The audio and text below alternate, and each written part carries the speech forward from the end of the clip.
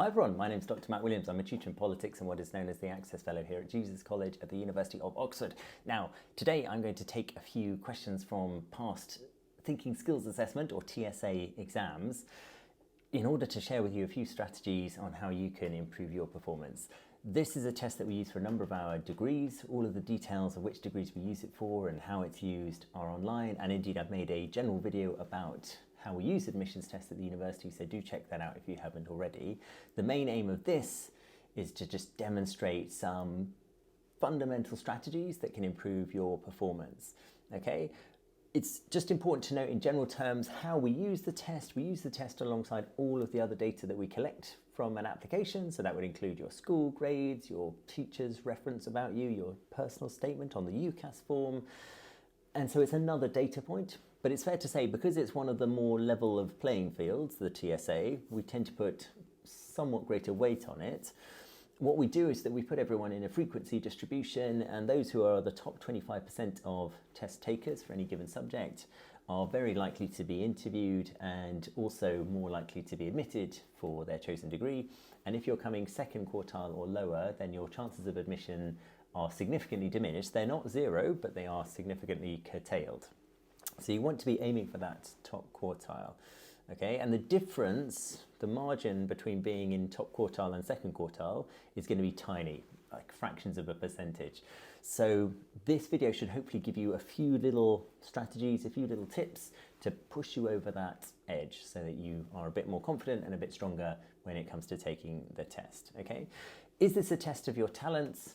No, not really. It's a test of your skills. That's why it's called the Thinking Skills Assessment. The upshot being that I would not recommend that you just sit the test cold with no preparation. You can definitely improve your performance with practice. And conversely, if you don't feel like you have great intellectual talent, I mean, for a start, there's not a great deal of evidence that there is such a thing as intellectual talent, so you're all right. But secondly, you can definitely get better. If you just persevere, you will get better. Okay, so don't think of this like a test where, regardless of how much effort you put in, your results will be unchanging. Because frankly, no such test exists, all right? There is no test that's ever been devised by a human being, including IQ tests, for which you can't get better with practice. So if you put in the spade work, you'll get there, okay? I've got 3 Ps for preparation that I would like to emphasize. I'll go through these quite quickly so I can get to the questions, but these are physiological, psychological and practical. Physiological means look after your body because your mind will work better if you do. So make sure you're well slept, make sure you're well fed, make sure you're well hydrated. Remember, the margin between top quartile and second quartile will be razor thin. So if you're a little bit better rested than someone else, that could be the difference. And the TSA, to a significant extent, is a test of your stamina and your endurance. It's not just a test of your thinking skills. It's also a test of how you can sustain those thinking skills across a long period of time. So those physiological things will matter. So think about those. Second P, psychological. This is a pig of a test. It's really hard. It's horrible. Okay. I took a few questions the other day preparing for this video, and I did really badly on them. And that's not because there's something wrong with me. And if you struggle with the test, there's not because there's something wrong with you. There's something wrong with this test. It's a monster, right? I mean, for section 1, for example, you have to answer 50 questions in 90 minutes. That's 1 minute, 48 seconds per question. That's tough, right? And the more you go through it, the more you'll practice you'll get used to the types of questions that come up, the way they're framed, you'll get some strategies down, you'll get better, you'll get much more confident, okay? And that raises the third P, which is practical preparation. Just doing these exercises will make you stronger. What I would say, however, is that you shouldn't describe it in your head, you shouldn't frame it in your head as work. So you're not going to work on the TSA, you're going to practice, you're going to learn, you're going to empower yourself, right? In other words, look on the TSA, and this might sound a bit eccentric, but bear with me. Look on the TSA almost as if it is, a crossword puzzle or a Sudoku or a Wordle or something, where at the end of a long, busy day, you're going to give yourself sort of 15, 20 minutes to just do a few of these puzzles, and you're just going to have some fun with it. Honestly, people that do things through fun do everything better. If you call it work, you'll hate it, because work, using a bit of Marxist theory, is alienating because you feel like you're doing it for someone else's benefit. It's like, oh, I'm working on the TSA, I hate it, don't want to do it. Of course you don't want to do it, it's nasty. But if you think of it, oh, this is a really interesting brain teaser, doesn't matter if I get it wrong, I'm just going to keep persevering, great. And don't quit, okay? Because no one gets 100% on this test. It's very, very difficult. So if you are just getting a few more questions right than some other people, that's it. That's going to be enough to get you into the top quartile, all right? And so little and often is the trick here. I wouldn't recommend that you do loads of past papers under time conditions. You can do one if you want to get used to the timings, but doing a few questions regularly, like every day, for about 15-20 minutes, that's the way to bash it out, okay? So be careful with your psychology because it's a major part of this test. All right, let's dive into it. There are two types of question in section 1, critical thinking, which are more verbal reasoning, sort of short statements that you have to interpret. There are problem-solving questions, which are more mathematical, and then there's section 2, which is an essay. And not all subjects have to do section 2, so be careful. For example, if you're applying for economics and management, you won't have an essay, so just be aware of that. Anyway, let's dive into critical thinking. My key bit of advice here is don't be a time waster. So what do I mean by that? Well, so remember, you've got 1 minute 48 to read all of this and answer the question correctly. And so here's where the stamina comes in, right? You know, doing that once is going to be fine. You do this 50 times over, it's very fatiguing, right? So that's where rest, nutrition, hydration become super important. But another thing to bear in mind is this fairly simple trick is that you shouldn't read the big block of text at the top before reading the question, because what will happen is you'll read the big block of text and then you'll read the question down here, which one of the following illustrates the principle used in the above argument, and then you'll have to read the text again. It's a total waste of your time. So read the question first. Which one of the following illustrates the principle used in the above argument? So you know you have to find the principle of the argument, and many of these critical thinking questions will be asking you to find an aspect of an argument. So how do you even know when you're looking at an argument? Well, a little sort of rule of thumb you can play, a little trick, is that if you can start a sentence with the word therefore, and it makes logical sense, that is probably the statement of the author's argument. Okay, so it's a little trick you can try out. Sometimes they will literally use the word therefore, or something similar like so, or thus, or it follows, something like that. And that would typically be the crux of the person's argument. And given that we're trying to work out what the principle of this argument is, finding the argument in the text is going to be really helpful for us. It also means that any sentences that are not, that you couldn't start with therefore, you can sort of gloss over. You don't need to pay too close attention to. So let's just go through the paragraph and we'll try and find some sentences that could start with therefore, or indeed we can try and find therefore.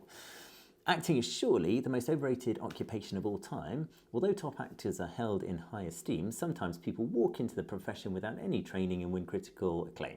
In the film Captain Phillips, for example, Bakar Abdi won several awards for Best Supporting Actor despite having never acted before in his life. He was chosen because of how he looked and presumably because he had some natural ability to act. Yet how difficult can something be if natural ability is enough to get by?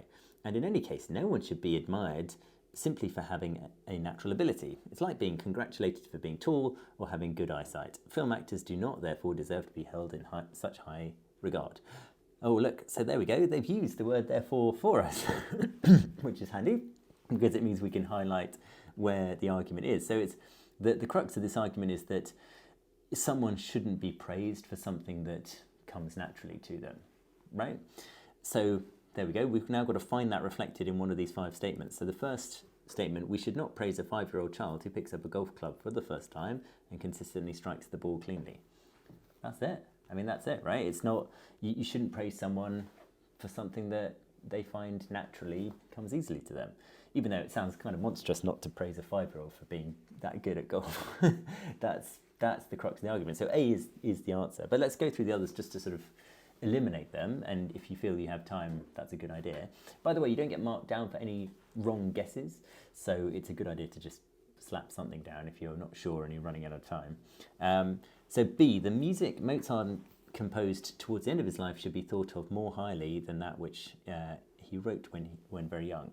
Now that's kind of similar to the argument in the statement above, The difference is that that's more a statement about how we should praise someone, whereas the block of text was about how we shouldn't praise people.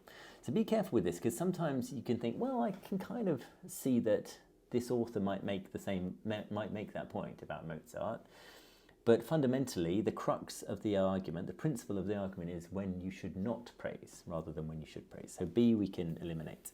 C, if we know that a writer has spent a long time drafting and redrafting their work, then their work is automatically deserving of praise. Again, with C, it's talking about how to praise, not when we should withhold praise. So C is not relevant.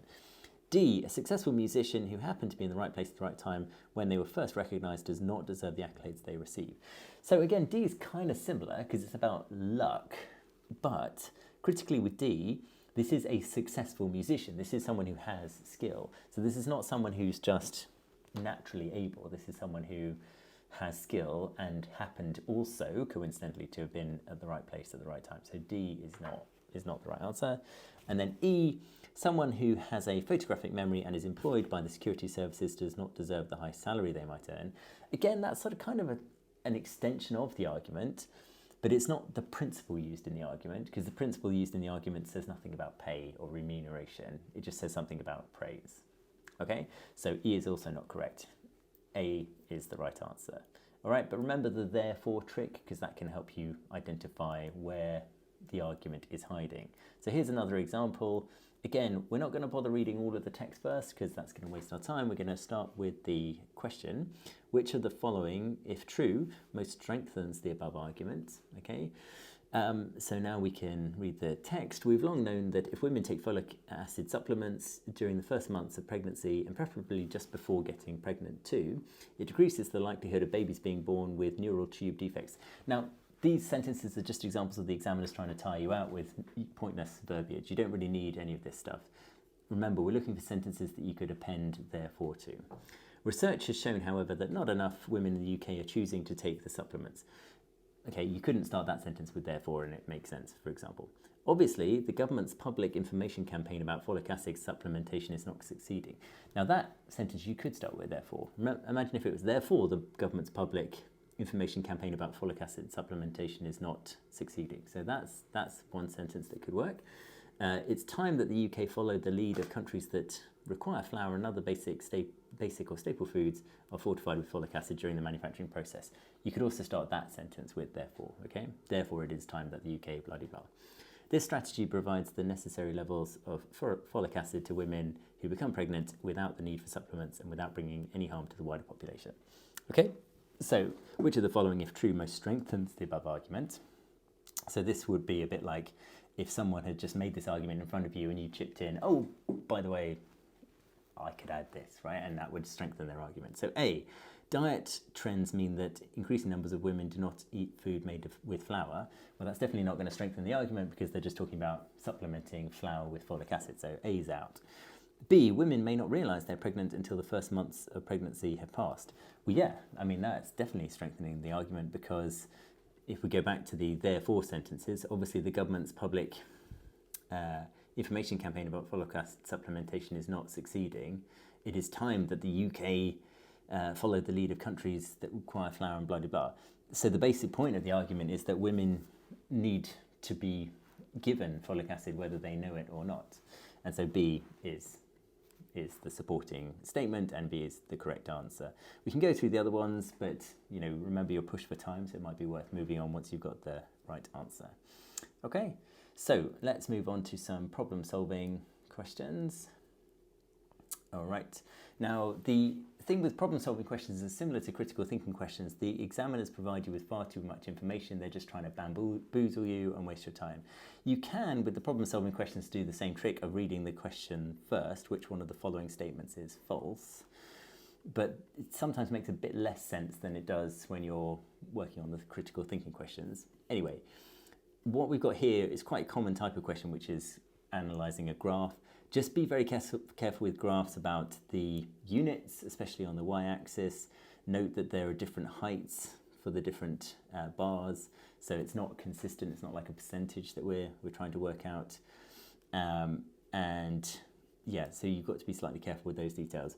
Between 1987 and 1992, there were 4 formats of singles recordings: 7-inch, 12-inch, cassette and CD. The accompanying graph shows how total sales of singles were split between the 4 different formats in the years 1987 to 1992. Okay, and then we've got to find which one of the following statements is false. So this is relatively straightforward again, because once you've found the false one, you can just move on. You don't necessarily need to check the other ones. You can do if you want to be absolutely sure, you know, belt and braces, but you don't have to. So A, the revenue from sales of CD singles grew every year. So CD singles is the white bars, and yeah, they do, at least from a sort of eyeball estimate, grow every year. The revenue from sales of 7-inch singles fell every year. 7-inch is the horizontal dashes, and yeah, that goes down every year. Okay, good. C, the revenue from sales of 12-inch singles fell every year. So 12-inch is the black bars, and no, I mean, so here we can see quite clearly 1988 and 1989, there was an increase in sales of 12-inch singles. So C is the false statement, and that's it. That's the right answer. We can move on. We don't need to read the other ones. Can do if you want, but remember, you've got 1 minute 48. You've got to go. Okay. So here's another example. Now, this is a very common type of question. The examiners love them, some timetables, bus, train timetables. Oh, the reason they love it is because there's just loads of info you've got to crawl your way through and you're getting tired, and you've done, you know, at this stage, you've done 42 questions already, and your 90 minutes is getting close, and you're knackered, and then they slap a timetable in your face. It's pretty mean. But this is an instance where reading the question first can help. What is the difference between the maximum and the minimum time that Jun can spend at Aki's house? So quite often with these maximum versus minimum scenarios, they will give you at least one or the other. They'll give you the minimum or the maximum. And as we read through this question, so it's about Jun lives in Applecross and Aki lives in Damsonville. Both live a 10-minute walk from their local train stations, which rely on the Applecross Fig Town line, blah, blah, blah, blah. I mean, as you go through it, you'll see hidden in all of the verbiage, they tell you precisely what the minimum amount of time is. Jun leaves his house at 10 to go to visit Aki at her house. He must be back home by 4 and will spend at least 1 hour. So there's the minimum. We know the minimum is 1 hour. So all you actually have to work out is the maximum, which is depending on Jun leaving at 10 and getting to Aki's, and then the latest that he can leave Aki's. So it's pretty straightforward to work out, and the answer, by the way, is B, and you can go and check out both of these tests. They're taken from the 2020 and 2021 past papers, which are all available on the websites. So this is not particularly sort of intellectually challenging. It's fatiguing, it's tiring, it's time consuming, and it's finicky because they've put lots of sort of noise in the way of the crucial information. And so again, this is, you know, just some simple tricks to speed up that process and not get too flustered and not sort of think, oh, what am I looking for? I don't know. I'm struggling because I'm no good. I'm, you know, not good enough for Oxbridge or whatever. None of that is true. Okay, if you just keep practicing, take a deep breath, keep it calm, get plenty of sleep, eat well, drink plenty of water, don't drink Monster and, you know, wildly caffeinated drinks like that. Just take it easy, be kind to yourself, and you'll get through it really well. And if you don't get all the questions right, that's okay. No one ever gets all the questions right. But if you're the person that gets a few more questions than someone else right, that's it. That's going to give you the competitive edge. So don't set yourself up for expectations that you'll be disappointed with, all right? Just be realistic, but just keep practicing. Every night, little and often, 15 minutes. Not going to work on it. I'm just going to do it like it's a crossword puzzle. I'm going to have some fun with it. Perfect, okay? Essays, right now, not all of the subjects for which we use the TSA require you to write an essay. For example, history and economics and management use TSA, but only section 1. But for things like PPE, philosophy, politics and economics, we do use section 2. And so we do ask you to write an essay. Some of the key things to note here, I mean, the key thing to note here is, for goodness sake, answer the question. The most common thing that students do, or the most common mistake that they make, is not answer the question. For example, they might say, sit on the fence awkwardly. So let's take one of these examples. With technological advances like automatic captioning and immediate translation, will there soon be no need to teach different languages? Some students will say, well, on the one hand, you could argue this, on the other hand, you could argue that, and they'll just sort of balance it out, but they won't reach a conclusion. That, I'm afraid, is not answering the question, and that is not a successful essay. Essay comes from a Latin verb to try. You have to try and solve this puzzle. You cannot just sign out and just decide someone else has got to solve this. It's up to you, okay? So please answer the question. That's not to say that it's not a good idea to acknowledge alternative viewpoints. It is a good idea to acknowledge alternatives, but ultimately you're trying to make a case, you're trying to establish a proposition, and if you just wobble on the fence and don't reach a conclusion, then you've not actually achieved the task at hand. It's not a great idea. Indeed, I would encourage you to answer the question plainly in your opening line. And even better, use the question wording to frame your response, because then there'll be no risk of you avoiding answering the question in another way, which is to twist the wording of the question to something you'd rather answer. Another way people don't answer the questions is by basically questioning the validity of the question. So for example, on that one about automatic captioning and immediate translation, some might say, well, I don't think that's going to happen. So I question the premise of this question, and then they write an essay on a different question. Don't do that. This is the question you've been set. You've got to answer this question, not your own question, okay? So questioning the premise of the question is just don't, okay? It's fine to use first person pronouns, I, me, my, no problem. Just be careful with the verbs you use. So don't say, for example, I believe. You know, imagine you were a barrister in court and you said something like, I believe my client is not guilty. Ugh. I mean, the jury are not going to buy that, are they? So you can say, I submit, I argue, I contend, all fine. You don't need to say, this essay will argue. You can just say, I argue, that's not a problem. But just be careful with the verbs. Things like, I believe, I think, it's my opinion. You know, again, if you were a lawyer in court and you said any of those things, your client's going down. So don't use that. All right. These are not tests of knowledge. Remember, this is a thinking skills assessment, so you don't need to know about this stuff. So should political advertising and campaigning on social media be banned? You don't need to know the law around that. This is just an argument, okay? And it's important to structure that argument. Don't just sort of write in a stream of consciousness everything that comes to your mind, blah, blah, blah, blah, blah. It needs to have some structure.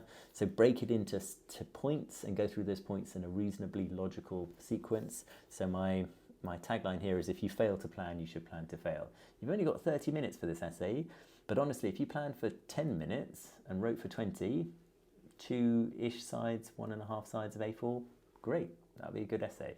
What won't be a great essay is if you just immediately start scribbling on the page, writing as fast as possible without any structure, without any clear line of argument. You're just throwing ideas out. That's not going to help you, okay? So make sure you plan, look into it carefully. I've got more videos on essay writing and indeed the TSA essay if you want to go into a bit more depth on that. I'll link those in the description, but those are my sort of key points. All right, and that is that. Hopefully that has been relatively helpful. There's a few sort of tips and tricks out there.